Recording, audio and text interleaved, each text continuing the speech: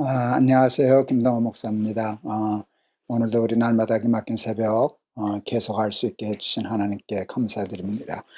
하나님이 오늘 저희들에게 허락해 주신 말씀은 사도행전 24장 1절에서 9절의 말씀입니다. 닷새 후에 대제사장 아나니아가 어떤 장로들과 한 변호사 더둘로와 함께 내려와서 총독 앞에서 바울을 고발하니라. 바울을 부르매 더둘로가 고발하여 이르되 벨릭스 각하여, 우리가 당신을 힘입어 태평을 누리고 또 이 민족이 당신의 선견으로 말미암아 여러 가지로 개선된 것을 우리가 어느 모양으로나 어느 곳에서나 크게 감사하나이다. 당신을 더 괴롭게 아니하려 하여 우리가 대강 여짜옵나니 관영하여 들으시기를 원하나이다. 우리가 보니 이 사람은 전염병 같은 자라 천하에 흩어진 유대인을 다 소요하게 하는 자요, 나사렛 이단의 우두머리라. 그가 또 성전을 더럽게 하려 함으로 우리가 잡아 싸우니 당신이 친히 그를 신문하시면 우리가 고발하는 이 모든 일을 아실 수 있나이다 하니, 유대인들도 이에 참가하여 이 말이 옳다 주장하니라. 우리가 예수님을 믿는 중요한 이유가 뭘까요? 여러 가지로 얘기할 수 있지만 기복적이라고도 혹 비난할런지는 모르지만 복받기 위해서 아닐까요? 하나님의 축복을, 하나님의 복을 받아 이 땅에서도 천국의 삶을 살려고 하는 것이 예수 믿는 중요한 목적이라고 저는 생각했습니다. 여호와께서 집을 세워주지 아니하시면 세우는 자의 수고가 헛되고, 여호와께서 성을 지켜주지 아니하시면 파수꾼의 경성함이 허사로다. 제가 매우 중요하게 생각하고 무슨 일을 할 때마다 마음에 새기는 말씀입니다. 자칫 잘못하면은요, 쓸데없는 자신감이 자꾸 생기더라고요. 요즘 저도 그렇죠. 그래서 뭐 하면 일이 이렇게 조금 쉽게 되니까 내가 하면 일이 돼, 이런 착각에 빠져요.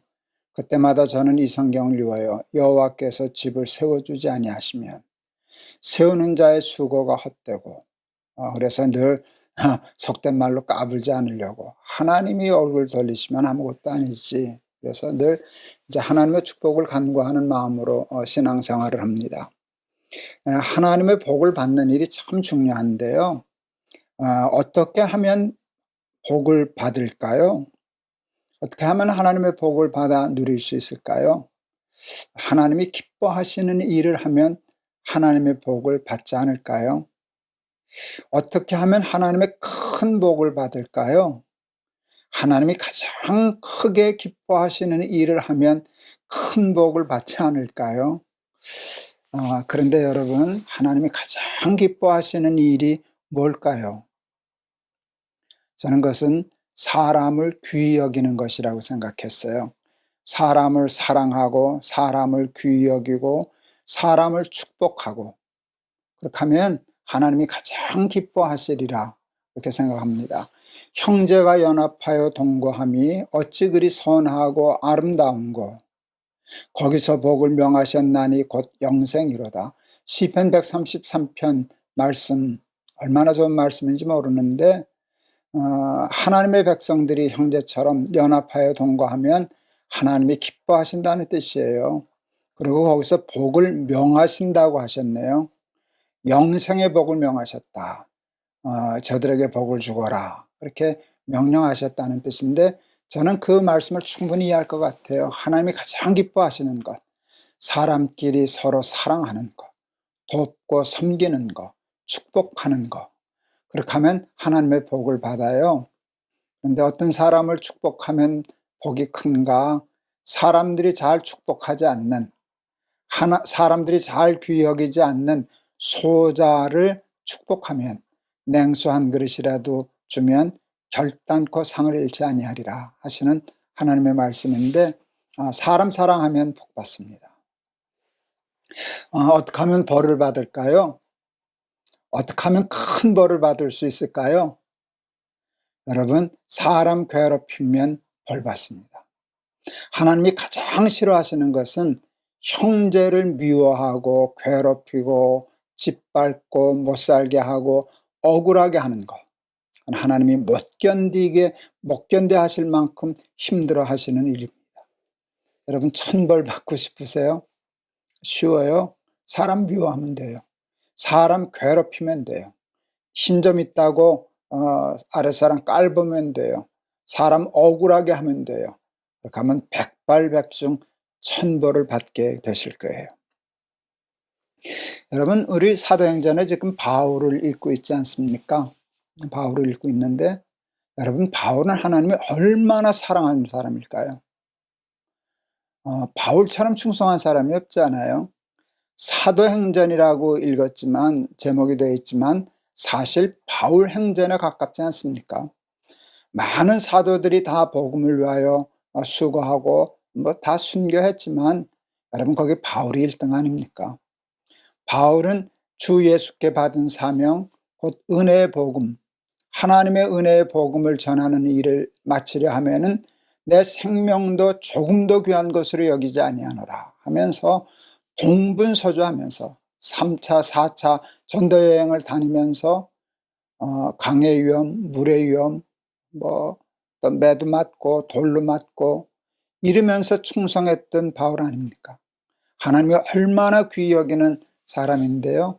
여러분, 이렇게 사도행전 쭉 읽다 보면 그 바울을 돕고 협력하고 또 위에서 기도해주고 이러는 사람이 있는가 하면 사사건건 가로막고 바울을 괴롭히고 모함하고 심지어는 죽이려고까지 하지 않았습니까? 오늘도 유대인들이 나타나서 변호사 앞세워가지고 모함하고 없는 증거 만들려고 하고 백성들 선동하고 이랬는데요. 궁금해요. 그 사람들 하나님 심판대 앞에 설 때 어떻게 될까? 여러분, 그 사람들 지금 다 죽었는데요. 지금 어떻게 됐을까?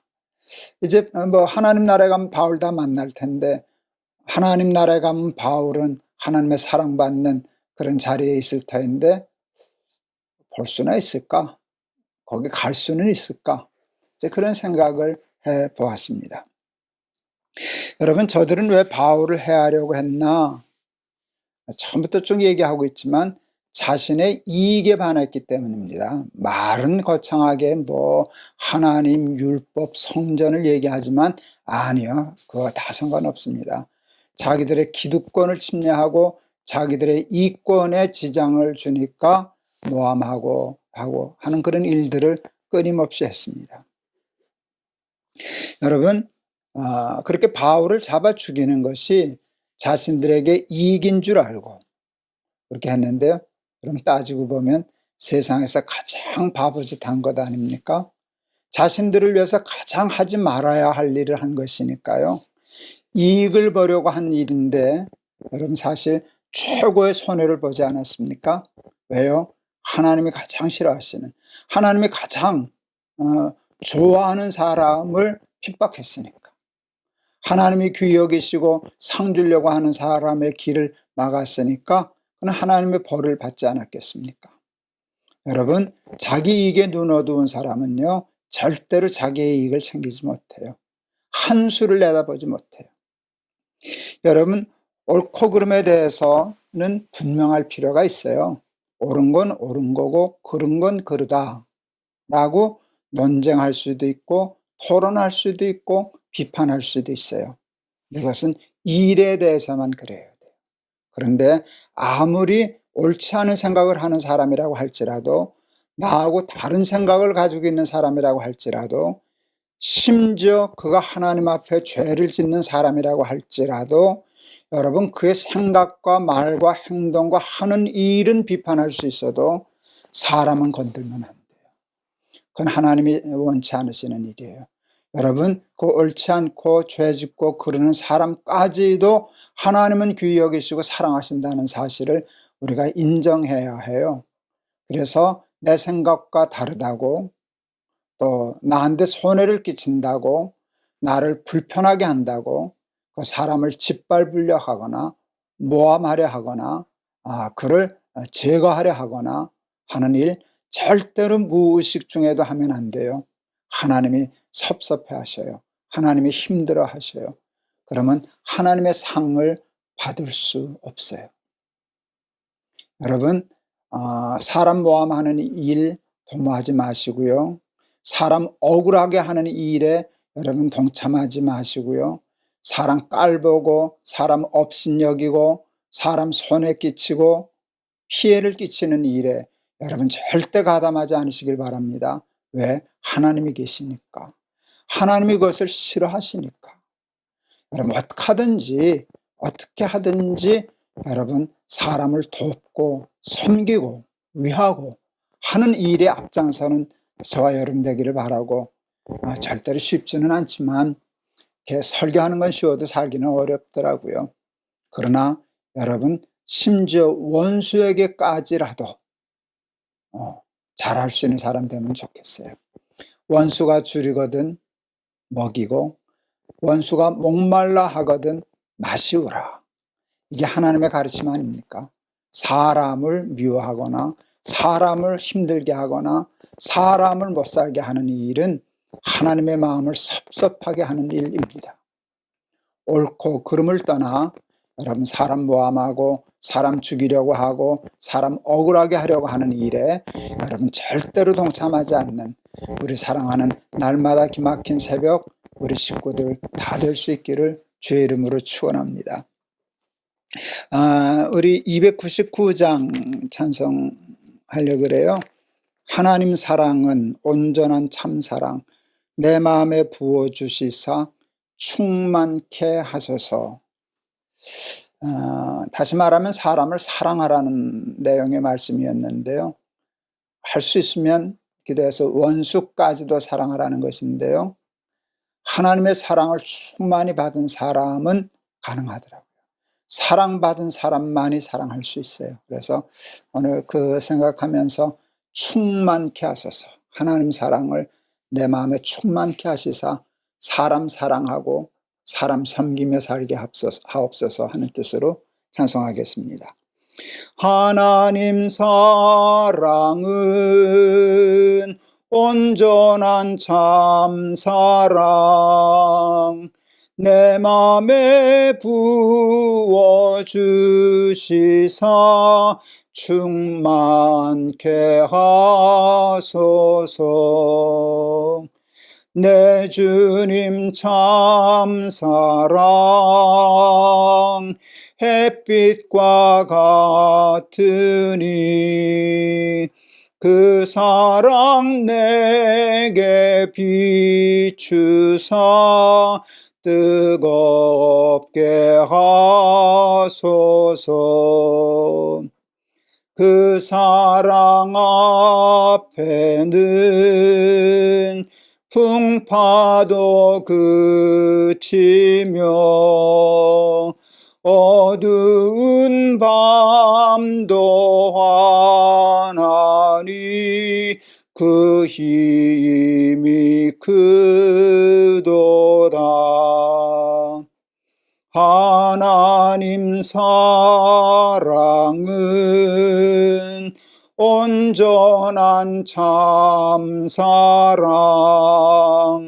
내 맘과 영에 채우사 새 힘을 주소서.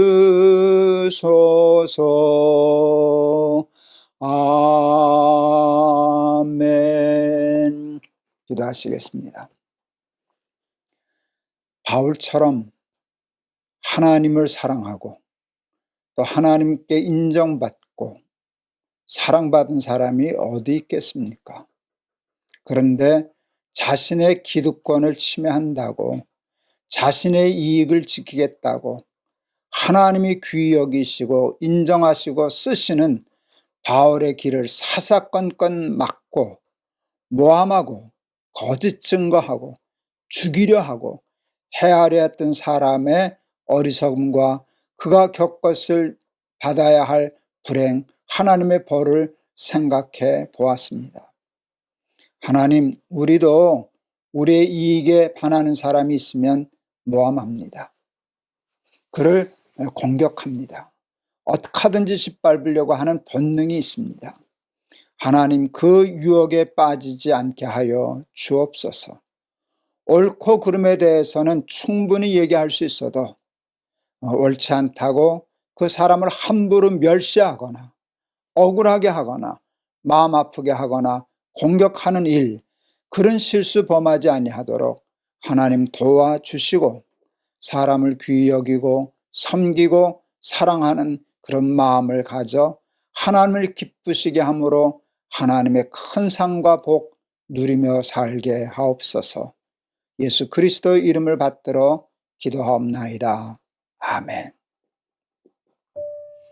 우리 구약에 보면 아브라함이 천사가 왔는데 부지 중에 천사인지도 모르고 접대해서 천사를 접대했다 하는 그런 말씀 있지 않습니까?